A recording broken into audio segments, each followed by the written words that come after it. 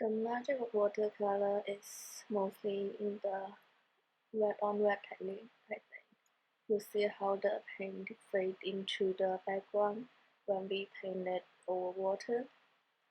And when we want to mix the colors, we can just mix it on the paper. You can see how I layer over it, and the paint just mix with each other as the paper is already wet.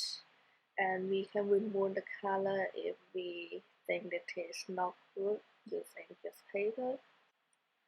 Make sure that you want the paper to dry before you paint the details though, because you do not want the details to just fade with the background. Right now the yellow part of the paper is still a bit wet, so we are just painting on the white part of the paper first. You might feel that the color is too light right now. We can just paint dark color on top of the white color, and it is easy to cover light color with dark color, but it is hard to do the other way around. You control the darkness of the color not by the white paint, but by water.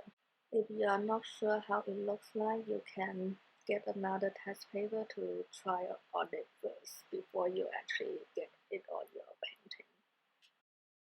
The color might change a bit when it dries. So after you think you are done, wait a bit to see the final effect.